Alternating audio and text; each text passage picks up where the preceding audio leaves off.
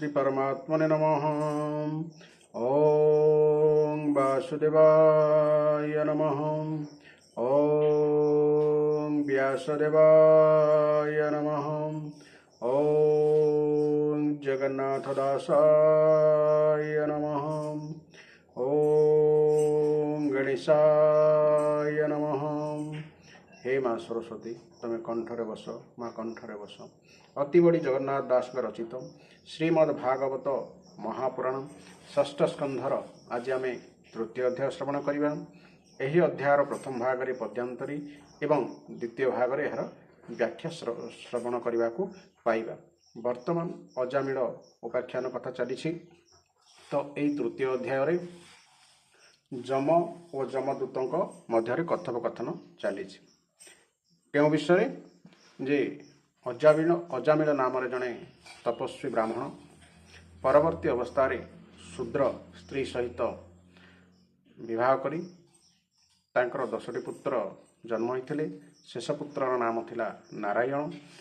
80 वर्ष बयस से ही अजामिल ब्राह्मणटी जने पापी ब्राह्मण हिसाब से परिगणित होई मला बेलू जमंकर दूतंकर भय पाई से तांको पुत्र नारायण को डाकी आकूल फल से ही जो 4 अक्षर विशिष्ट नारायण नाम उच्चारण करिथवा हेतु विष्णुंकर दूत एवं जमंकर दूत मध्य कथोपकथन चली। जेहेतु अजामिल जने पापी ब्राह्मण थिला तेणु मृत्यु पर जमदूत माने आसीथिले तांको नेबा पई, किंतु अजामिल ब्राह्मणटी शेष नारायण मृत्यु बेले नारायण नाम उच्चारण करिकी जीवन त्याग कर जमदूत माने तांको परमधाम नेबा आसीथिले। तो ये विषय नहीं जम और जमदूतों मध्य कथोपकथन चली। अर्थात जमदूत माने जाइकी जम पाखरे तांकर रिपोर्ट दाखल कर कौन। तृतीय अध्याय षष्ठ स्कंध तृतीय अध्याय रे जम वैष्णव उत्कर्ष वर्णन निज दूतंकु शांत कले से माने वैष्णव भजिले।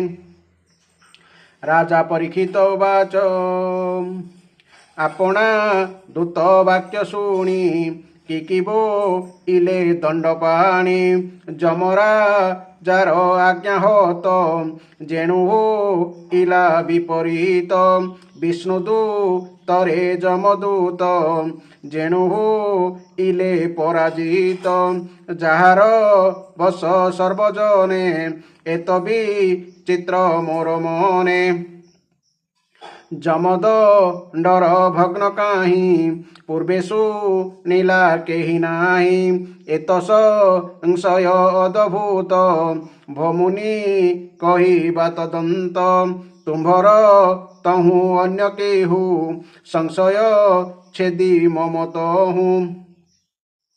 बदरायणी उवाच माने सुखदेव कहउचंदी विष्णुदूतरे जमदूत जेणु इले पराजित जमर छामोरे मिलिले सकल बारता कहिले जमदूता उचुहु। जमदूत माने जम को कहउचंदी संसारे जंतु छंती जेते एहांको सस्ता अबाकेते एहांको शास्ता अबाकेते। शास्ता माने दंड विधानकारी। त्रिविध कर्म जे करंती कातहु से फल भुंजंती जेबे ए अखिल लोकर दंडर करता अपार काहार मृत्यु अबा काहि अमृत अछि अबा नाही कर्मर बस होई जंतु शास्तिल भंती कर्म हेतु तेणु ए शास्ता एक जन जेने दुष्ट शास्ता राजन एणु शेष जंतुंकर तुम्भे जे शास्ता दंडधर ईश्वर मानक ईश्वर शुभ शुभर ठाकुर तुम्भर दंड एबे नाही ପାପିଷ୍ଟ ଜନଙ୍କର ତହିଁ ଅଦ୍ଭୁତ ସିଦ୍ଧ ଚାରିଜଣ ତୁମ୍ଭଙ୍କୁ କଲେ ଅବଜ୍ଞାନ ତୁମ୍ଭଆ ଦେଶ ଘେନିସିରେ ଆମ୍ଭେଆ ନୁଥିଲୁ ପାପିରେ ଯାତନା ଗୃହକୁ ଆଣନ୍ତେ ମୋଚନ କରିଣ ତୁରିତେ ପାଶକୁ ଛେଦିଲେ ପ୍ରତ୍ୟକ୍ଷେ ସେ ସିଦ୍ଧେ ଗଲେ ଅନ୍ତରିକ୍ଷେ ତାହାଙ୍କୁ ଜାଣିବାର ପାଇଁ ଇଚ୍ଛା କରୁଛୁ ଦଣ୍ଡ ସାଇଁ ଶୁଣିବା କ୍ଷମ ହେଉ ଯେବେ ଏକଥା କହ ପ୍ରଭୁ ଦେବେ ଯେ କ୍ଷଣେ ସେ ପାପୀ ଦୁର୍ଜନ ଉଚ୍ଚାର କଲା ନାରାୟଣ ତକ୍ଷଣେ ଆସି ସେ ମିଳିଲେ ଭୟନ କର ହୋଇଲେ ବଦ୍ରାୟଣୀ ଉବାଚ ଦୂତଙ୍କ ବାକ୍ୟ ଶୁଣି ଯମ ଆନନ୍ଦେ ହରଷ ବଦନ ଶ୍ରୀ ବିଷ୍ଣୁ ଅଭୟ ଚରଣ ତକ୍ଷଣେ କରି ସୁମରଣ ଅତ୍ୟନ୍ତ ପ୍ରୀତ ହୋଇ ମନେ ବୋଲଇ ଶୁଣ ଭୃତ୍ୟଗଣେ ଯମ ଉବାଚ ମତହୁଁ ଅନ୍ୟ ଶ୍ରେଷ୍ଠ ପୁଣ ଜଗତ ଯାହାର ଭିଆଣ ସୂତାରେ ଯେହ୍ନେ ବସ୍ତ୍ର ହୋଇ ବିଶ୍ୱତେ ମନ୍ତ ତାର ତହିଁ ଯାହାର ଅଙ୍ଗରୁ ଜଗତ ଜନ୍ମ ପାଳନ ପୁଣି ହତ ଯାହାର ନାମ ତତ୍ୱଗୁଣ ବନ୍ଧନ କରେ ପ୍ରାଣୀ ମନ ରଜୁରେ ଯେହ୍ନେ ଗୋରୁ ଥାଇ କେଣିକି ନ ପାରଇ ଯାଇ ନିୟମ ଡୋରେ ତାହାଙ୍କର ବନ୍ଧା ହୋଇଛି ଚରାଚର ନାନା କର୍ମରେ ବନ୍ଧା ହୋଇ ଜଗତ ଯାହାକୁ ସେବଇ ମୁହିମ ହେନ୍ଦ୍ର ନୈଋତି ବରୁଣ ଆଦି ଦିଗପତି ସ୍ୱମ ନଳ ମହେଶ୍ୱର ପବନ ବ୍ରହ୍ମା ଦିବାକର ବିଶ୍ୱେଦେ ବାଜେ ବସୁଜେତେ ରୁଦ୍ରମ ହୃଦ୍ଗଣ ସହିତେ ସିଦ୍ଧ କି ନର ଆଦି କରି ସଂସାରେ ଯେତେ ଅଧିକାରୀ ସଂସାର କର୍ତ୍ତା ଆଉ ଯେତେ ଭୃଗୁଆ ଦିରୁଷି ସହିତେ ଏ ଆଦି ଯେତେ କହିଲୁ ତାହାର ମାୟା ନ ଜାଣିଲୁ କେବା ଜାଣିବ ତା ମହିମା ପ୍ରଭୁର ନାମ ଗୁଣ ସୀମା ଇନ୍ଦ୍ରିରୁ ଦୟେ ବାକ୍ୟ ମନେ ଯାହାକୁ ନ ଜାଣନ୍ତି ଜନେ ସର୍ବଶରୀରେ ଆତ୍ମାରୂପ ଯେ ଇନ୍ଦ୍ରିୟଙ୍କର ଧୀପ ସେ ପ୍ରଭୁ ଆତ୍ମତନ୍ତ୍ରେ ଥାଇ ସଂସାର ଚେଷ୍ଟା ସେ କରଇ ତାହାର ଦୂତ ଗଣେ କରି ତାହାର ରୂପ ଗୁଣ ଧରି ସଂସାରେ ନିର୍ଭୟ ବିହରେ ହେଳେ ଓ ଶେଷ ପ୍ରାଣୀ ତାରେ ଦେବେ ପୂଜିତ ତେଜଯୁକ୍ତ ଅତି ଅଦ୍ଭୁତ ବିଷ୍ଣୁଦୂତ ଭକ୍ତିମନ୍ତ ପ୍ରାଣୀମାନଙ୍କୁ ଶତ୍ରୁଷ କାଶରୁ ତାହାଙ୍କୁ ଆମ୍ଭଭୟରୁ ସେ ରଖନ୍ତି ସର୍ବତ୍ର ସ୍ଥାନେ ବିରାଜନ୍ତି ବିଷ୍ଣୁ ବିଷये ଯେଉଁ ଧର୍ମ ଅଜ୍ଞାତ ଦେବ ଋଷିଗଣ ସିଦ୍ଧ ସୁର ଯେ ଚାରଣ ମନୁଷ୍ୟ ବିଦ୍ୟାଧରମାନ ଏ ସର୍ବେ ଜାଣିବେ କେମନ୍ତ ଯାହାର ମହିମା ଅନନ୍ତ ସ୍ୱୟମ୍ଭୁ ନାରଦ କୁମାର ଶିବ କପିଳ ମନୋବର ସ୍ୱୟମ୍ଭୁ ମାନେ ବ୍ରହ୍ମା ଆଉ କୁମାର ମାନେ ସନକ ଆଦି ଚାରି ଋଷି ସନକ ସନଦନ ଏମିତି ଚାରି ଋଷି ଯେଉଁଠି କି ଭଗବାନଙ୍କର ଅବତାର ଥିଲା ପ୍ରହ୍ଲାଦ ଜନକ ଭୀଷମ ବଳିଷୁ କମୁ ଦ୍ୱାଦଶମ ହେ ଦୂତେ ଶୁଣ ମୋର ବାଣୀ ବିଷ୍ଣୁ ଭକ୍ତି ଏତେ ଜାଣି ଗୁପତ ବିଶୁଦ୍ଧ ଦୁର୍ବୋଧ୍ୟ ଯେ ଧର୍ମ ଜାଣି ମୃତ୍ୟୁ ଛେଦ କୃଷ୍ଣ ଚରଣେ ଯାର ମନ ସଂସାରେ ଶ୍ରେଷ୍ଠ ସେହୁ ଜନ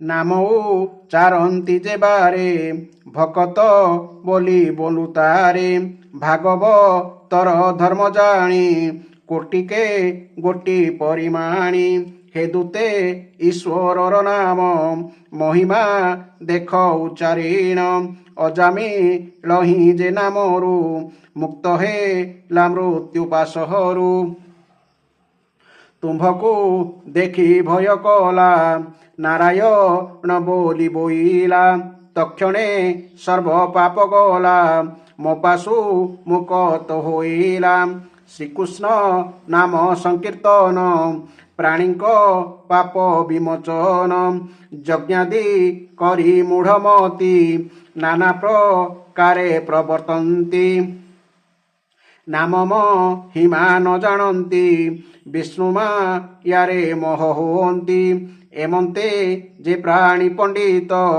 କୃଷ୍ଣ ସୁମରେ ଅବିରତ ତାହାକୁ ମୋର ଦଣ୍ଡ ନାହିଁ ପାତକ ଯେବେ ତାର ଥାଇ ସକଳ ପାପ ହୁଏ ଭଙ୍ଗ ଯେଣୁ ଈଶ୍ୱର ପରସଙ୍ଗ ସମଦ ରସି ସାଧୁଜନ ଯେମାନେ ହରି ପାରାୟଣ ଦେବତା ସିଦ୍ଧ ତାହାଙ୍କର ଯଶ କରନ୍ତି ସୁବିସ୍ତାର ପରମ ଈଶ୍ୱର ଗଦାରେ ରକ୍ଷିତ ହୁଅନ୍ତି ସେନରେ ତାହାଙ୍କ ଦଣ୍ଡରେ ମୋହର କେବେ ନାହିଁ ଅଧିକାର ମୁକୁନ୍ଦ ପାଦ ଅରବିନ୍ଦ ନିତେଶ୍ର ବଇ ମକରନ୍ଦ ତହିଁ ବି ମୁଖ ଯେଉଁ ଜନ ତାହାଙ୍କୁ କରିଣ ବନ୍ଧନ ଆଣିତା ହାଙ୍କୁ ମୋ ଅଗ୍ରତେ ଯାତନା ଦେବ ବିରତେ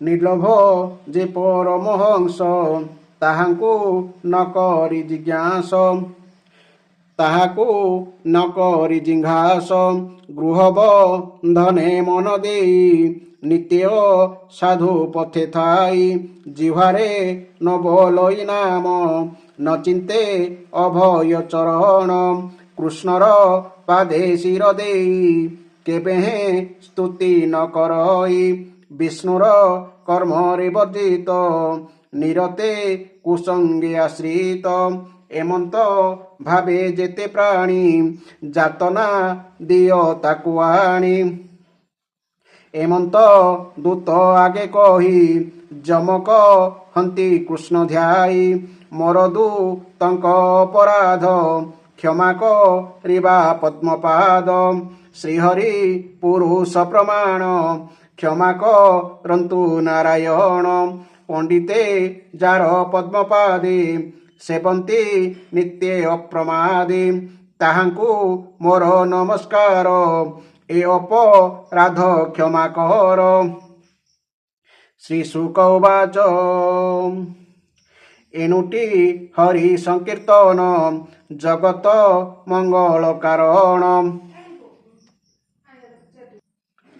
ମହତ ଲୋକମାନଙ୍କର ଏକାନ୍ତ ଭକ୍ତି ନୃପବର ଈଶ୍ୱର ଉଦାମ ଚରିତ ଶୁଣିଗା ବନ୍ତି ଅବିରତ ଶ୍ରୀକୃଷ୍ଣ ପାଦ ପଙ୍କଜରେ ଯେ ଜନ ମଧୁ ପାନ କରେ ସେ ପୁଣି ମାୟା ବନ୍ଧ ମୋହେ ନ ପଡ଼େ ପାତକ ସମୂହେ ଅନ୍ୟ ଯେ ଲୋଭ ମୋହେ ପଡ଼ି ରଜତ ମରେ ଥାଇ ଜଡ଼ି ତାହାର ପୁନଃ ପୁନଃ ହୋଇ ରଜତା ମସ ଉପୁଜଇ ଏମନ୍ତେ ଯମ ବାକ୍ୟ ଶୁଣି ବିଷ୍ଣୁ ମହିମା ପରିମାଣି ଯମକୀଙ୍କର ଭୟଚିତ ବୋଲନ୍ତି ଏକି ବିପରୀତ ଅଚ୍ୟୁତ ଆଶ୍ରେ ଯେତେ ଜନେ ତାହାଙ୍କୁ ଭୟ କଲେ ମନେ ସେଦିନ ଠାରୁ ହେ ରାଜନ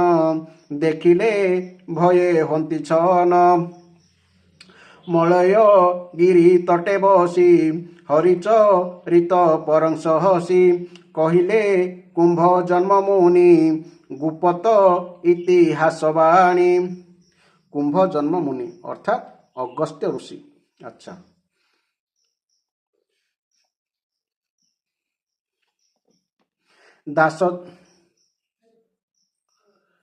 ଦାସ ଜଗନ୍ନାଥ ବୋଲଇ କୃଷ୍ଣମ ହିମା ଯମ କହି ସୁଜନେ ଶୁଣି ଚିତେ ଧର ଶ୍ରୀକୃଷ୍ଣ ନାମେ ଆଶ୍ରୟ କର। ଇତି ଶ୍ରୀମଦ୍ଭାଗବତେ ମହାପୁରାଣେ ପରମହଂସା ସଂହିତାୟାଂ ଷଷ୍ଠ ସ୍କନ୍ଧେ ଯମ ପୁରୁଷ ସମ୍ବାଦେ ତୃତୀୟୋଧ୍ୟାୟଃ। ଯମ ଶେଷରେ ଭଗବାନ ନାରାୟଣ ବିଷ୍ଣୁଙ୍କୁ ସେ କ୍ଷମା ମାଗିଲେ। ଯମ ବିଷ୍ଣୁ ଦୂତମାନଙ୍କୁ କହିଲେ ଯେ କାହାକୁ ଯାତନା ଦେବ? ମୁକୁନ୍ଦ ପାଦ ଅରବିନ୍ଦ ନିତ୍ୟ ଶ୍ରବଇ ମକରନ୍ଦ ତହିଁ ବିମୁଖ ଯେଉଁ ଜନ ତାହାଙ୍କୁ କରିଣ ବନ୍ଧନ ଆଣି ତାହାଙ୍କୁ ମୋ ଅଗ୍ରତେ ଯାତନା ଦେବ ଅବିରତେ। ଅର୍ଥାତ୍ ଯେଉଁମାନେ କୃଷ୍ଣଙ୍କ ସ୍ମରଣ କରନ୍ତି ନାହିଁ, ପୂଜନ୍ତି ନାହିଁ କି ତାଙ୍କ ନାମ ନିଅନ୍ତି ନାହିଁ, ତାଙ୍କୁ ଦଣ୍ଡ ଦେବା ପାଇଁ ସେ ଯମଦୂତମାନଙ୍କୁ କହିଲେ। ତେବେ ବର୍ତ୍ତମାନ ଏହି ଅଧ୍ୟାୟର ଆମେ ବ୍ୟାଖ୍ୟା ଶୁଣିବା। ରାଜା ପରୀକ୍ଷିତ ପଚାରିଲେ, ଭଗବାନ ଦେବାଧିଦେବ ଧର୍ମରାଜ ଯମଙ୍କ ଅଧୀନରେ ତ ସକଳ ଜୀବ ରହିଛନ୍ତି, ତଥାପି ଭଗବାନଙ୍କର ପାର୍ଷଦମାନେ ତାହାଙ୍କ ଆଜ୍ଞା ଉଲ୍ଲଙ୍ଘନ କରି ତାହାଙ୍କ ଦୂତମାନଙ୍କୁ ଅପମାନିତ କରିଦେଲେ। ସେହି ଦୂତମାନେ ଯମପୁରକୁ ଫେରି ଯମରାଜଙ୍କୁ ଅଜାମିଳର ବୃତ୍ତାନ୍ତ ଶୁଣାଇବାକୁ ସେ କ'ଣ କହିଲେ? ହେ ଋଷିବର, କେହି କୌଣସି କାରଣରୁ ଧର୍ମରାଜଙ୍କ ଶାସନ ଉଲ୍ଲଙ୍ଘନ କରିଥିବା କଥା ମୁଁ ଆଗରୁ କେବେ ଶୁଣିନଥିଲି।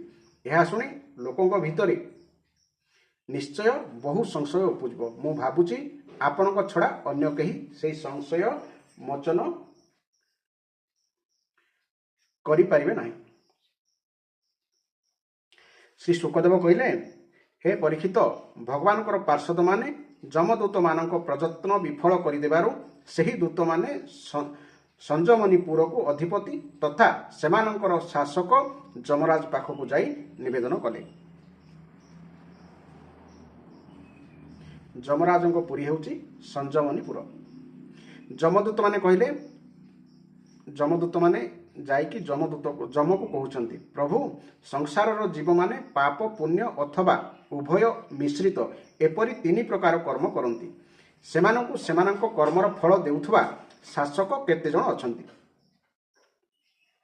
ଯେହେତୁ ଯମଦୂତମାନେ ଭାବୁଥିଲେ ଯେ ଆମେ ହିଁ ବୋଧେ ସଂସାରର ମାଲିକ, ସେମାନେ ଜାଣିନାହାନ୍ତି ଯେ ଯମଙ୍କର ଆଉ ଗୋଟେ କିଏ ମାଲିକ ଅଛନ୍ତି। ତେଣୁ ଯମଦୂତମାନେ ଯେହେତୁ ସମସ୍ତ ମଣିଷ ପ୍ରାଣୀ ଜଗତର ସେମାନେ ଜୀବନକୁ ହରଣ କରନ୍ତି, ସେମାନେ ଭାବୁଛନ୍ତି ଆମେ ହିଁ ବୋଧେ ଏଠି ମାଲିକ। ଯଦି ସଂସାରରେ ଦଣ୍ଡ ଦେବା ନିମନ୍ତେ ଅନେକ ଶାସକ ରହିବେ, ତେବେ କାହାକୁ ସୁଖ ଦିଆଯିବ ଓ କାହାକୁ ଦଣ୍ଡ ଦିଆଯିବ ତାହା ନିର୍ଣ୍ଣୟ କରିବାରେ ତ ସମାନତା ରହିବ ନାହିଁ। ଯେପରି ଜଣେ ସମ୍ରାଟଙ୍କ ଅଧୀନରେ ଥିବା ସାମନ୍ତମାନେ ଶାସନ କାର୍ଯ୍ୟ ସମ୍ଭାଳୁଥିବାରୁ ସମ୍ରାଟ ନାମକୁ ମାତ୍ର ଶାସକ ହୋଇ ରହିଯାଆନ୍ତି, ଠିକ୍ ସେହିପରି କର୍ମ କରୁଥିବା ପ୍ରାଣୀମାନଙ୍କ ଅନେକତା ଅନୁସାରେ ଯଦି ଶାସକ ଅନେକ ହୋଇଥିବେ, ତେବେ ଆପଣଙ୍କ ପ୍ରଭୁତ୍ୱର କ'ଣ ମହତ୍ତ୍ୱ ରହିଲା? କିନ୍ତୁ ଆମେ ତ ଭାବୁଛୁ ସକଳ ପ୍ରାଣୀଙ୍କୁ ତଥା ସେମାନଙ୍କର ପ୍ରଭୁମାନଙ୍କୁ ମଧ୍ୟ ଶାସନ କରିବାକୁ ଏକମାତ୍ର ଆପଣ ହିଁ ଅଧୀଶ୍ୱର। ଆପଣ ହିଁ ମନୁଷ୍ୟମାନଙ୍କର ପାପ ଓ ପୁଣ୍ୟର ନିର୍ଣ୍ଣାୟକ, ଦଣ୍ଡଦାତା ତଥା ଶାସକ। ହେ ପ୍ରଭୁ, ଏ ପର୍ଯ୍ୟନ୍ତ କୌଣସି ସ୍ଥାନରେ ଆପଣଙ୍କ ଦ୍ୱାରା ସ୍ଥିର କରାଯାଇଥିବା ଦଣ୍ଡର ଅବହେଳନା ହୋଇନଥିଲା, କିନ୍ତୁ ବର୍ତ୍ତମାନ 4 ଜଣ ଅଦ୍ଭୁତ ସିଦ୍ଧ ପୁରୁଷ ଆସି ଆପଣଙ୍କ ଆଜ୍ଞାକୁ ଉଲ୍ଲଙ୍ଘନ କରିଗଲେ। ଆପଣଙ୍କ ଆଜ୍ଞା ପାଳନରେ ରତ ହୋଇ ଆମେ ଜଣେ ପାପୀକୁ ନରକ ଆଡ଼କୁ ଟାଣି ଆଣୁଥିଲୁ, କିନ୍ତୁ ସେମାନେ ବଳପୂର୍ବକ ଆପଣଙ୍କ ଫାଶ କାଢ଼ିଦେଇ ତାଙ୍କୁ ଆମ ହାତରୁ ଛଡ଼ାଇ ନେଲେ। ସେମାନେ କିଏ ଓ କାହିଁକି ଏପରି କଲେ, ଆମେ ଆପଣଙ୍କ ଠାରୁ ସେହି ରହସ୍ୟ ଶୁଣିବାକୁ ଚାହୁଁଛୁ। ଯଦି ଆମେ ତାହା ଶୁଣିବାକୁ ଯୋଗ୍ୟ ବୋଲି ଭାବୁଥାନ୍ତି, ତେବେ ଦୟାକରି ତାହା କୁହନ୍ତୁ। ପ୍ରଭୁ, ବଡ଼ ଆଶ୍ଚର୍ଯ୍ୟର କଥା ଯେ ଏପଟେ ସେହି ପାପୀ ଅଜାମିଳର ପାଟିରୁ ନାରାୟଣ ଶବ୍ଦ ବାହାରିବା କ୍ଷଣି ସେପଟୁ ଡର ନାହିଁ କହି ସେହି 4 ଜଣ ଆସି ପହଞ୍ଚିଗଲେ। ଶ୍ରୀ ଶୁକଦେବ କହିଚାଲିଲେ, ଦୂତମାନେ ଏପରି ପଚାରିବାରୁ ପ୍ରଜାମାନଙ୍କର ଶାସକ ଦେବ ଶିରୋମଣି ଯମରାଜ ଆନନ୍ଦିତ ହେଲେ ଏବଂ ଶ୍ରୀହରିଙ୍କ ପାଦପଦ୍ମ ସ୍ମରଣ କରି ସେମାନଙ୍କୁ କହିଲେ। ଯମରାଜ କହିଲେ, ହେ ଦୂତଗଣ, ସଚରାଚର ଜଗତର ସ୍ୱାମୀ ହୋଇ ମୋ ଉପରେ ଆଉ ଜଣେ କେହି ଅଛନ୍ତି। ବସ୍ତ୍ର ଭିତରେ ସୂତା ଯେପରି ଓତପ୍ରେତ ହୋଇ ରହିଥାଏ, ଏହି ସମ୍ପୂର୍ଣ୍ଣ ଜଗତ ସେହିପରି ତାହାଙ୍କ ଭିତରେ ଓତପ୍ରେତ ହୋଇ ରହିଛି। ଜଗତର ଉତ୍ପତ୍ତି, ସ୍ଥିତି ଓ ପ୍ରଳୟ କରୁଥିବା ବ୍ରହ୍ମା, ବିଷ୍ଣୁ, ମହେଶ୍ୱର ହେଉଛନ୍ତି ତାହାଙ୍କର ଅଂଶ। ନାକ ଫୋଡ଼ା ହୋଇ ଦଉଡ଼ିରେ ବନ୍ଧା ଯାଇଥିବା ବଳଦକୁ ଯେପରି ତା ମାଲିକ ସମ୍ପୂର୍ଣ୍ଣ ରୂପେ ନିଜର ଅଧୀନ କରି ରଖିଥାଏ, ସେ ସେହିପରି ଏହି ସମଗ୍ର ଜଗତକୁ ନିଜ ଅଧୀନରେ ରଖିଛନ୍ତି। ହେ ମୋର ପ୍ରିୟ ଦୂତଗଣ, କୃଷକ ଯେପରି ତା ବଳଦମାନଙ୍କୁ ପ୍ରଥମେ ଛୋଟ ଛୋଟ ସରୁ ପଘାରେ ବାନ୍ଧି ସେହି ସବୁ ପଘାକୁ ଗୋଟିଏ ମୋଟା ଦଉଡ଼ିରେ ବାନ୍ଧି ଦେଇଥାଏ, ଜଗଦୀଶ୍ୱର ଭଗବାନ ସେହିପରି ମନୁଷ୍ୟମାନଙ୍କୁ ବ୍ରାହ୍ମଣ ଆଦି ବର୍ଣ୍ଣ ଓ ବ୍ରହ୍ମଚର୍ଯ୍ୟ ଆଦି ଆଶ୍ରମ ରୂପ ଛୋଟ ଛୋଟ ନାମରେ ଦଉଡ଼ିରେ ବାନ୍ଧି ରଖି ତାପରେ ସବୁ ନାମକୁ ବେଦବାଣୀ ରୂପ ବଡ଼ ଦଉଡ଼ିରେ ବାନ୍ଧି ଦେଇଛନ୍ତି। ଏପରି ଭାବରେ ସକଳ ଜୀବ ନାମ ଓ କର୍ମ ରୂପ ବନ୍ଧନରେ ବାନ୍ଧି ହୋଇ ଭୟରେ ତାଙ୍କ ନିକଟରେ ନିଜର ସର୍ବସ୍ୱ ଅର୍ପଣ କରୁଛନ୍ତି। ହେ ଦୂତଗଣ, ମୁଁ ଇନ୍ଦ୍ର, ନିରୁତି, ବରୁଣ, ଚନ୍ଦ୍ର, ଅଗ୍ନି, ଶଙ୍କର, ବାୟୁ, ସୂର୍ଯ୍ୟ, ବ୍ରହ୍ମା, ଦ୍ୱାଦଶ ଆଦିତ୍ୟ, ବିଶ୍ୱଦେବ, ଅଷ୍ଟବସୁ, ସାଧ୍ୟ, 49 ମରୁତ, ସିଦ୍ଧ, ଏକାଦଶ ରୁଦ୍ର ତଥା ରଜଗୁଣ ଓ ତମଗୁଣର ସହିତ ଭୃଗୁ ଆଦି ପ୍ରଜାପତି ଓ ବଡ଼ ବଡ଼ ଦେବତା ସମସ୍ତେ ସତ୍ତ୍ୱପ୍ରଧାନ ହୋଇ ମଧ୍ୟ ତାହାଙ୍କ ମାୟାର ଅଧୀନ। ସେହି ଭଗବାନ କେବେ, କିପରି ଭାବରେ ଓ କ'ଣ କରିବାକୁ ଚାହାନ୍ତି, ତାହା ଯେଉଁଠି ଆମେ କେହି ବି ଜାଣୁନା, ଏପରି ସ୍ଥଳେ ଅନ୍ୟମାନଙ୍କର କଥା କ'ଣ ବା କହିବା। ହେ ଦୂତମାନେ, ଘଟ, ପଟ ଆଦି ରୂପବାନ ପଦାର୍ଥ ଯେପରି ସେମାନଙ୍କର ପ୍ରକାଶକ ନେତ୍ରକୁ ଦେଖିପାରନ୍ତି ନାହିଁ, ଅନ୍ତଃକରଣରେ ନିଜର ସାକ୍ଷାତ ରୂପେ ରହିଥିବା ପରମାତ୍ମାଙ୍କୁ ବି ସେହିପରି କୌଣସି ପ୍ରାଣୀ ତାର ଇନ୍ଦ୍ରିୟ, ମନ, ପ୍ରାଣ, ହୃଦୟ ବା ବାଣୀ ଇତ୍ୟାଦି ଦ୍ୱାରା ଜାଣିପାରେ ନାହିଁ। ସେହି ପ୍ରଭୁ ହେଉଛନ୍ତି ସମସ୍ତଙ୍କର ସ୍ୱାମୀ ଏବଂ ପରମ ସ୍ୱତନ୍ତ୍ର। ସେହି ମାୟାପତି ପୁରୁଷୋତ୍ତମଙ୍କ ଦୂତମାନେ ତାଙ୍କରି ପରି ପରମ ମନୋହର ରୂପ, ଗୁଣ ଓ ସ୍ୱଭାବରେ ସମ୍ପନ୍ନ ହୋଇ ଇହଲୋକରେ ପ୍ରାୟ ସମୟରେ ବିଚରଣ କରନ୍ତି। ବିଷ୍ଣୁ ଭଗବାନଙ୍କର ସୁରପୂଜିତ ଏବଂ ପରମ ଅଲୌକିକ ପାର୍ଷଦମାନଙ୍କର ଦର୍ଶନ ମିଳିବା ବଡ଼ ଦୁର୍ଲଭ। ସେମାନେ ଭଗବାନଙ୍କର ଭକ୍ତମାନଙ୍କୁ ଶତ୍ରୁଙ୍କ କବଳରୁ ଏବଂ ମୋ କବଳରୁ ତଥା ଅଗ୍ନି ପ୍ରଭୃତି ସକଳ ବିପତ୍ତିରୁ ସର୍ବଦା ରକ୍ଷା କରନ୍ତି। ସ୍ୱୟଂ ଭଗବାନ ହିଁ ଧର୍ମର ମର୍ଯ୍ୟାଦା ପ୍ରଣୟନ କରିଛନ୍ତି। ତାହାକୁ ଋଷିମାନେ ଜାଣନ୍ତି ନାହିଁ କି ଦେବତା ବା ସିଦ୍ଧଗଣ ଜାଣନ୍ତି ନାହିଁ। ଏପରି ସ୍ଥିତିରେ ମନୁଷ୍ୟ, ବିଦ୍ୟାଧର, ଚାରଣ, ଅସୁର ଆଦି ବା ତାହା ଜାଣିବେ କିପରି? ଭଗବାନଙ୍କ ଦ୍ୱାରା ପ୍ରଣୀତ ଭାଗବତ ଧର୍ମ ହେଉଛି ପରମ ଶୁଦ୍ଧ ଓ ଅତ୍ୟନ୍ତ ଗୋପନୀୟ। ତାହା ଜାଣିପାରିବା ଅତ୍ୟନ୍ତ କଠିନ।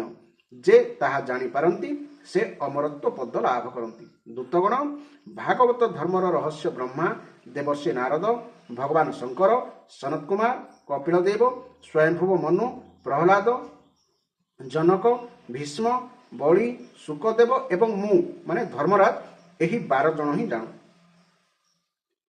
ଏହି ଜଗତରେ ନାମ କୀର୍ତ୍ତନ ଆଦି ଉପାୟ ଦ୍ୱାରା ଭଗବାନଙ୍କ ଚରଣରେ ଭକ୍ତିଭାବ ପ୍ରାପ୍ତ କରିବା ହେଉଛି ଜୀବମାନଙ୍କର ସର୍ବଶ୍ରେଷ୍ଠ ଧର୍ମ ବା କର୍ତ୍ତବ୍ୟ। ଭଗବାନଙ୍କର ନାମ ଉଚ୍ଚାରଣ ମହିମା ଯେ କେତେ ତାହା ଦେଖିଲ ତ? ଅଜାମିଳ ପରି ଜଣେ ପାପୀ ମଧ୍ୟ ମାତ୍ର ଥରଟିଏ ନାମ ଉଚ୍ଚାରଣ କରିଦେଇ ମୃତ୍ୟୁ ପାଶରୁ ମୁକୁଳିଗଲେ। ଭଗବାନଙ୍କର ଗୁଣ, ଲୀଳା ଓ ବିଭିନ୍ନ ନାମ ସଂକୀର୍ତ୍ତନ କଲେ ତାହା ମନୁଷ୍ୟର ପାପ ରାଶି ଯେ ସର୍ବଦା ବିନାଶ କରିଦିଏ, ସେଥିରେ ଆଶ୍ଚର୍ଯ୍ୟ ହେବାର କିଛି ନାହିଁ। କାରଣ ଘୋର ପାପୀ ଅଜାମିଳ ତ କେବଳ ମରଣ କାଳରେ ପୁଣି ଚଞ୍ଚଳ ଚିତ୍ତରେ ନିଜର ପୁଅର ନାରାୟଣ ନାମ ଉଚ୍ଚାରଣ କରିଥିଲା। ତଥାପି ସେହି ନାମଭାସ ମାତ୍ରକେ ବି ତାର ସକଳ ପାପ କ୍ଷୟ ହୋଇଯାଇ ତାକୁ ମୁକ୍ତି ମିଳିଗଲା। ବଡ଼ ଦୁଃଖର ବିଷୟ ଯେ ବଡ଼ ବଡ଼ ବିଦ୍ୱାନମାନଙ୍କର ବୁଦ୍ଧି ବି ଭଗବାନଙ୍କର ମାୟାରେ ମୋହିତ ହୋଇଯାଏ। ବିଭିନ୍ନ କର୍ମ କଲେ ସେଥିରୁ ନାନା ପ୍ରକାର ସୁନ୍ଦର ଫଳ ମିଳେ ବୋଲି ମଧୁର ବର୍ଣ୍ଣନା କରୁଥିବା ଅର୍ଥବାଦ ରୂପୀ ବେଦବାଣୀରେ ହିଁ ସେମାନଙ୍କର ବୁଦ୍ଧି ମୋହିତ ହୋଇଯାଏ ଏବଂ ତା ଫଳରେ ସେମାନେ ଯାଗ, ଯଜ୍ଞ ଆଦି ବଡ଼ ବଡ଼ କର୍ମରେ ହିଁ ଲାଗି ପଡ଼ନ୍ତି। ସେମାନେ ଏହି ଅତ୍ୟନ୍ତ ସୁଗମ ଭଗବାନଙ୍କର ନାମ ମହିମା ଜାଣିପାରନ୍ତି ନାହିଁ। ପ୍ରିୟ ଦୂତଗଣ, ଏସବୁ ବିଚାର କରି ବୁଦ୍ଧିମାନ ଲୋକେ ମନ ପ୍ରାଣ ଦେଇ ସର୍ବୋତ ଭାବେ ଭଗବାନ ଅନନ୍ତଙ୍କ ଠାରେ ହିଁ ନିଜର ଭକ୍ତିଭାବ ଯୋଡ଼ି ଦିଅନ୍ତି। ତେଣୁ ସେମାନେ ମୋ ଦଣ୍ଡର ପାତ୍ର ହୁଅନ୍ତି ନାହିଁ। प्रथमतः सेमाने पाप आदौ करती नहीं, जदि बा केबे संजोगवशत किसी पाप हो जाए तेबे भगवान गुणगान ताहाको तत्काल नष्ट करदे। जो समदर्शी साधु भगवान को ही निजर साध्य और साधन उभय बोली जानी तांकरी उपरे ही निर्भर करती बड़ बड़ देवता और सिद्ध माने ताहांकर पवित्र चरित्र प्रेमर सहित गान करती। हे मोर दूतगण, भगवान गदा सेमानंकु सर्वदा रक्षा करुଥାଏ। तुमे माने भूल रे भी सेमानंको पाखको जीव नाही, सेमानंकु दंड देवार सामर्थ्य मोर नाही कि साक्षात कालर मध्य नाही। बड़ बड़ परमहंस माने दिव्य रस पाइबा लोभरे सकल जगतरु एवं शरीर आदि अहंत्व ममत्व त्याग करदे अकिंचन हो जाई निरंतर भगवान मुकुंदक पदारविंदर रस पान करथांती। जो दुष्ट माने सही दिव्य रस प्रति विमुख होई एवं नरकर द्वार स्वरूप घर संसार रूपी तृष्णार बोझ बांधी संसार रूपी तृष्णार बोझ बांधी ताहाकु रुंडेई पुंडेई बोही चलती से मो पाखक बारंबार नहीं आस। जो मानकर जीभ भगवान गुण और नाम उच्चारण करे नहीं, जो मानकर चित्त प्रभुंकर चरण बिंद को चिंतन करे नहीं एवं जो मानकर शिर भगवान श्रीकृष्ण चरण कमल थरे भी अवनत हुए नहीं, से भली भगवत सेवा विमुख पापी मानक ही मो पाखक आण। आज तुमे माने भगवान पार्षद मान पाखरे अपराध करी स्वयं भगवान को ही अवज्ञा करिछ, यह मोर ही अपराध। पुराण पुरुष नारायण आम मानकर एही अपराध क्षमा करंतु। आमे अज्ञानी हेले मध्य ताहांकर निज लोक एवं ताहांकर आज्ञा पाइबा निमंते आमे करपत्र जोड़ी सर्वदा उत्सुक होई रहिथाउ।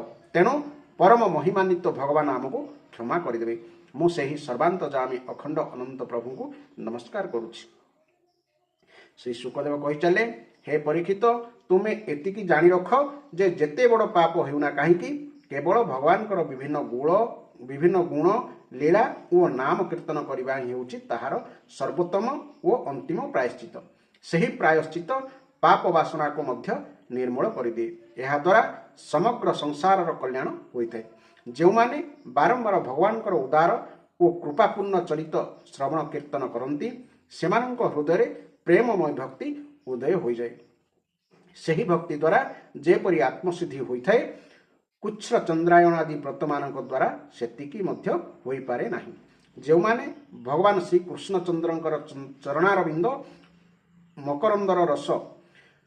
मकरंद रसर लोभी भ्रमर सेमाने मायारे रमणीय परि देखा जाउथवा दुखद विषय मानक प्रति तथा प्रथमरु परित्याग करि दैथवा विषय मानक प्रति आउ आसक्त हुअन्ति नाही।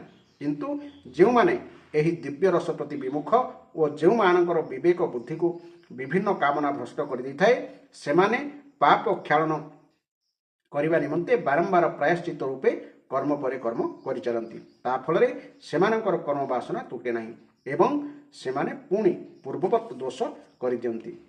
हे परीक्षित, जमदूत माने सेमानकर प्रभु धर्मराजंक मुखर भगवानकर एपरी महिमा शुणी ताहा स्मरण करी अत्यंत आश्चर्य होइगले।